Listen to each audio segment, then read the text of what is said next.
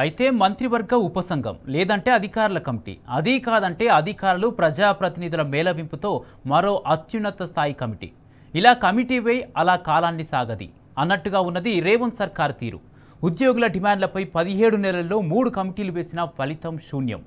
మాట మీద నిలబడకుండా ప్రభుత్వం అవమానిస్తున్న తీరుపై ఉద్యోగ సంఘాల నేతలు రగిలిపోతున్నారు.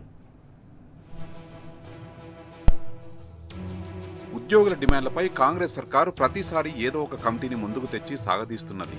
డిమాండ్లు నెరవేరకపోవడంతో ఉద్యోగ సంఘాల జేఏసీ కార్యాచరణ ప్రకటించడం, సర్కారు చర్చలు జరపడం, సమస్యలు వినడం, కమిటీ వేయడం, ఈ కమిటీకి సమస్యలు చెప్పుకోమనడం, తీరా కాలయాపన చేయడం సర్వసాధారణమైపోయింది.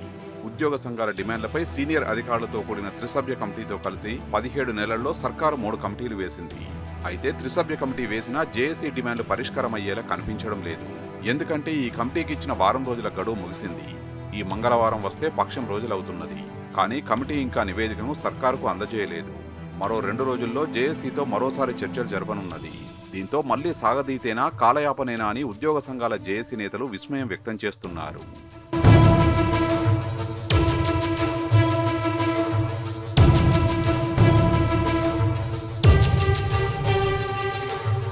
డిమాండ్లు చెప్పుకోవడం కోసం ప్రభుత్వాన్ని కలిసేందుకు కనీసం అపాయింట్మెంట్ కూడా ఇవ్వడం లేదని ఉద్యోగ సంఘాల నేతలు వాపోతున్నారు. జాయింట్ స్టాఫ్ కౌన్సిల్ ఏర్పాటు చేయాలని జీఏడీలో ఇప్పటివరకు 100 సార్లు వినతి పత్రాలు ఇచ్చినట్టు చెప్తున్నారు. ఆఫీసర్ల కమిటీ వేయాలని సీఎస్ వద్దకు దాదాపు 20 సార్లు వెళ్లినట్టు తెలిపారు. ముఖ్యమైన సమస్యలను మంత్రులు, అధికారులు పరిష్కరించకపోతే తమకు ఎవరు దిక్కని అసంతృప్తి వ్యక్తం చేస్తున్నారు. తెలంగాణలో ఉద్యోగులు, ఉద్యోగ సంఘాలకు గౌరవమే దక్కడం లేదని ఆవేదన వ్యక్తం చేస్తున్నారు.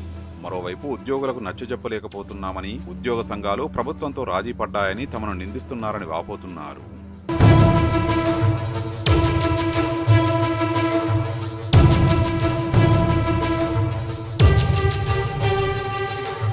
వాస్తవానికి కూడా సర్కారు ఉద్యోగ సంఘాలను ఖాతరు చేయడం లేదు.